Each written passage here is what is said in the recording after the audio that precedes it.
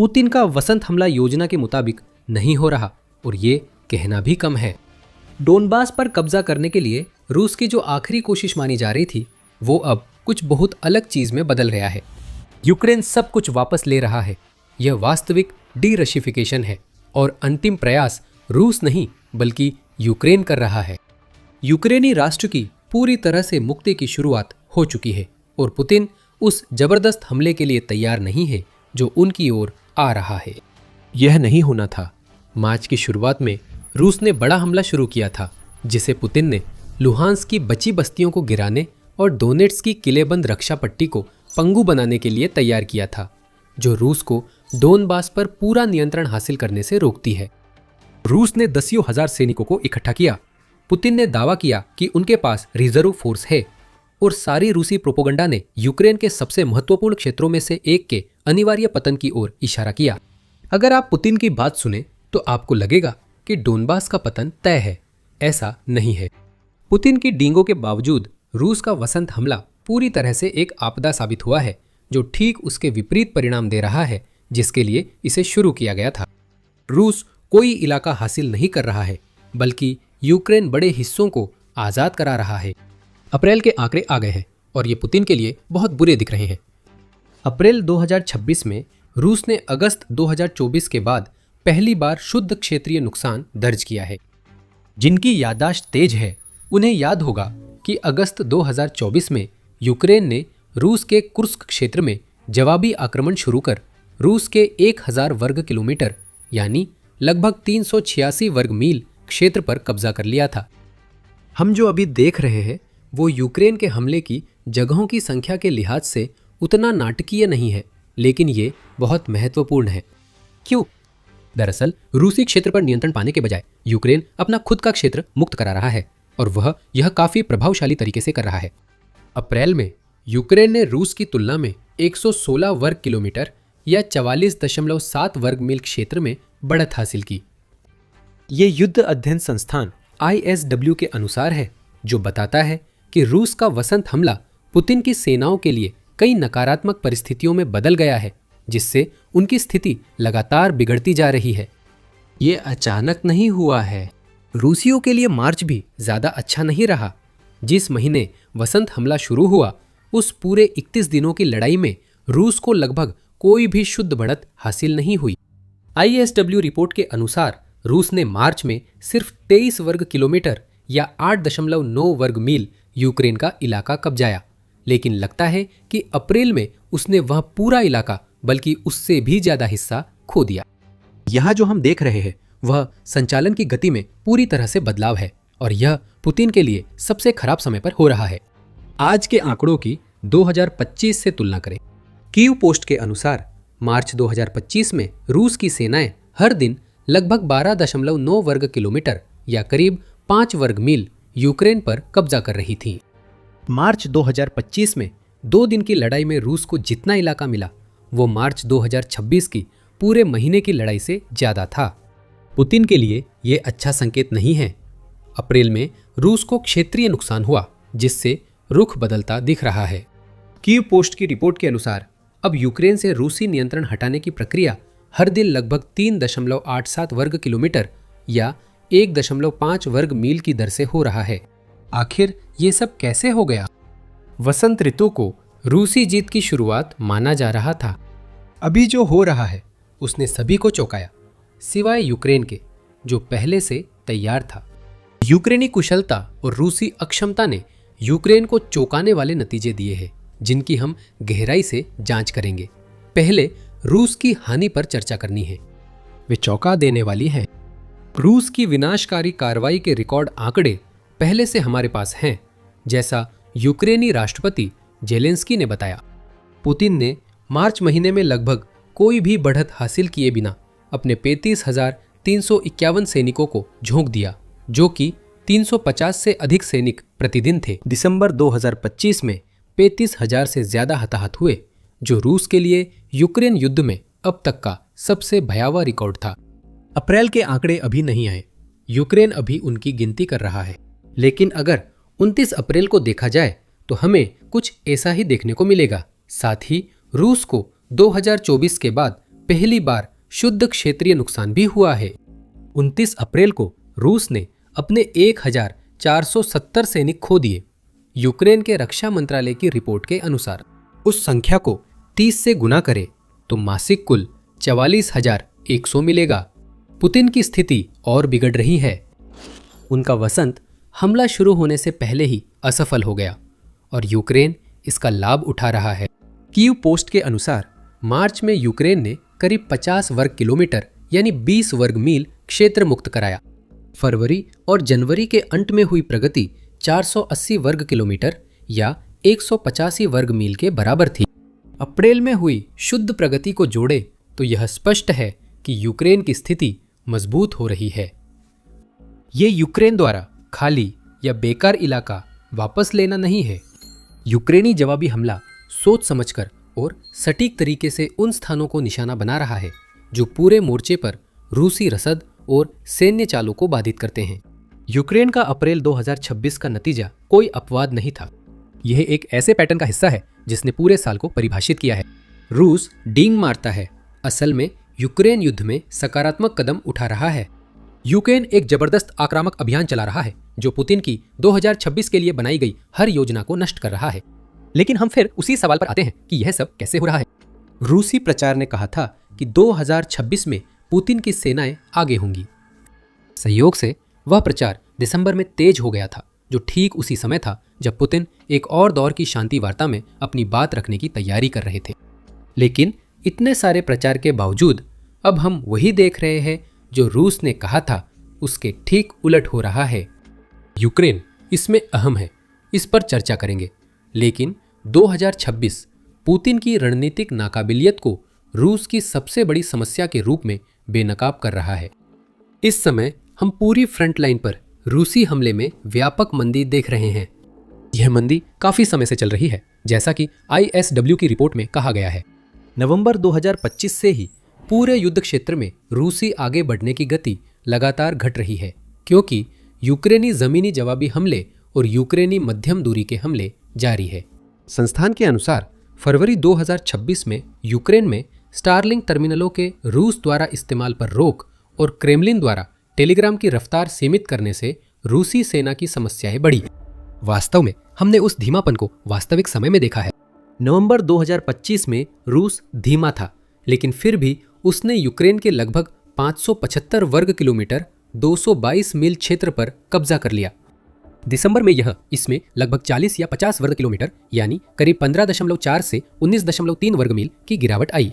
तब से रूस की प्रगति उसके मासिक आंकड़ों के हिसाब से लगातार गिरती रही है, जो अप्रैल 2026 तक पहुंच गई और अगस्त 2024 के बाद पहली बार उसे शुद्ध क्षेत्रीय नुकसान हुआ।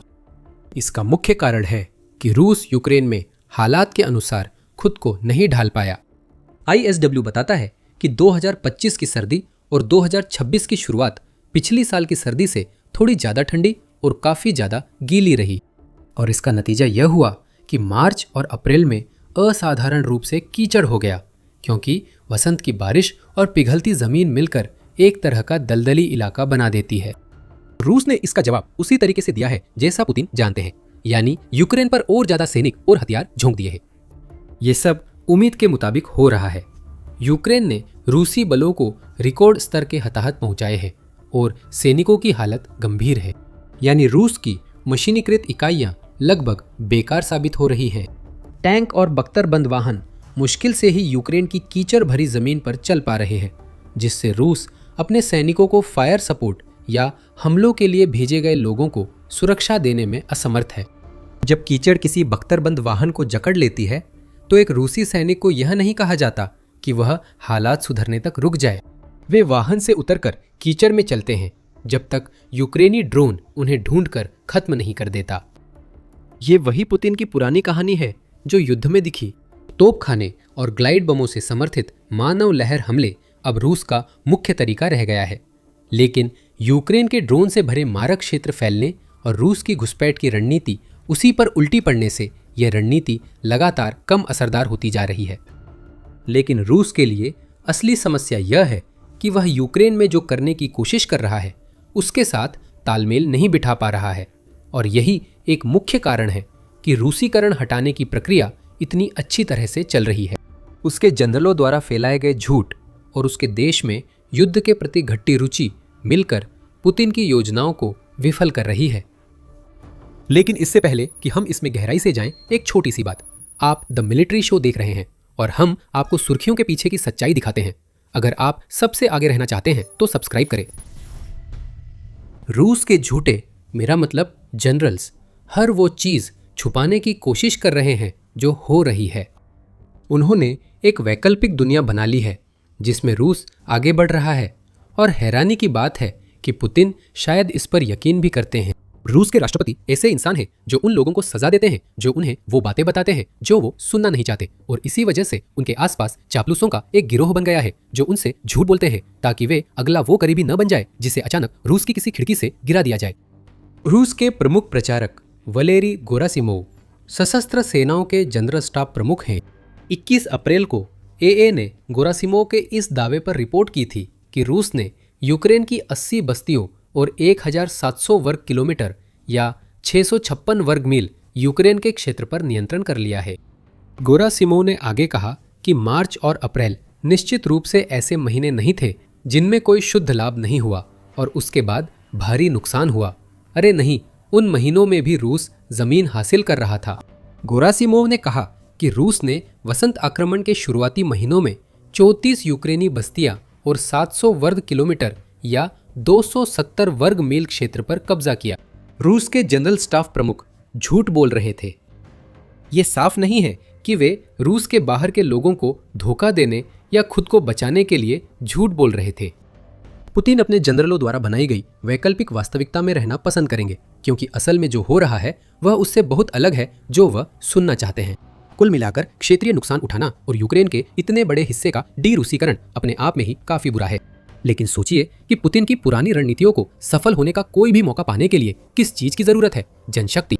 अगर आपके पास ग्राइंडर में डालने के लिए मांस ही नहीं है तो आप मांस की चक्की वाली रणनीति अपना ही नहीं सकते।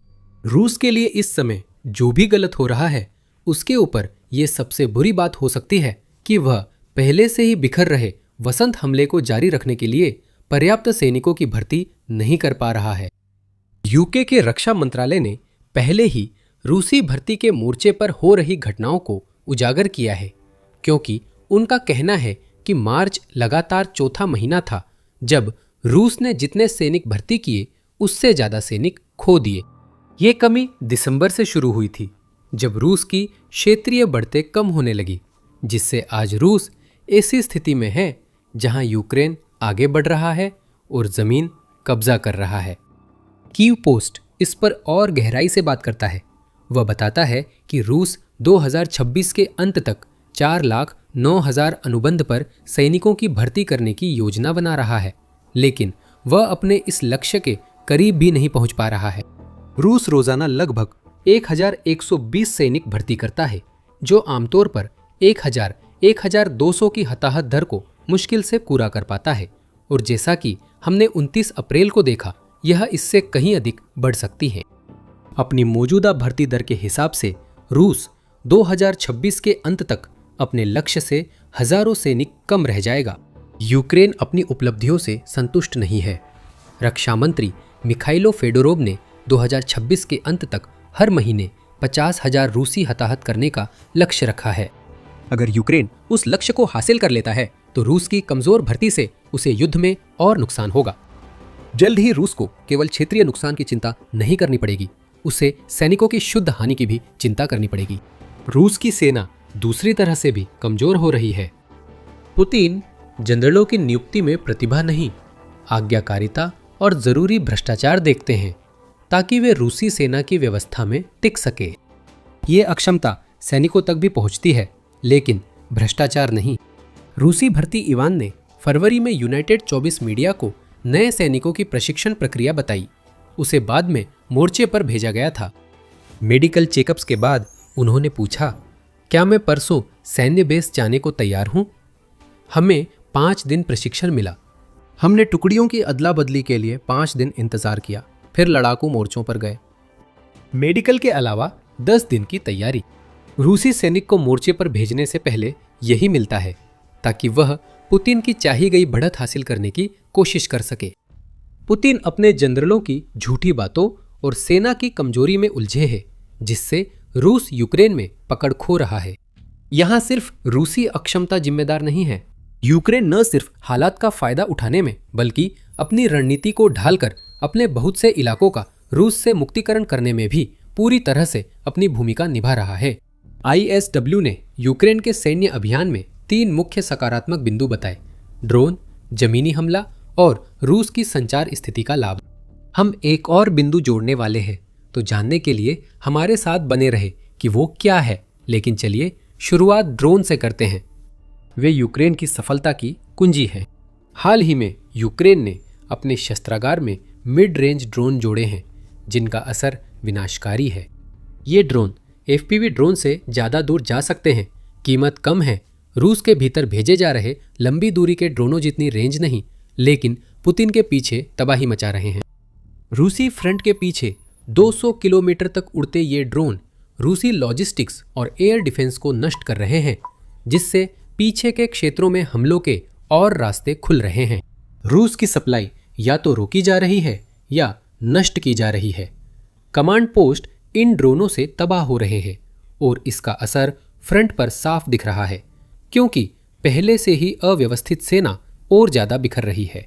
रूस के कब्जे वाले इलाकों में एयर डिफेंस पर हमले लंबी दूरी के ड्रोनों से तेल व सैन्य ढांचों को निशाना बनाने का मौका देते हैं, जिससे पुतिन की सेना कमजोर होती है। अगर यूक्रेन के FPV ड्रोन और फ्रंट लाइन ग्राउंड रोबोट्स मिल जाएं, तो ये जानलेवा बनता है।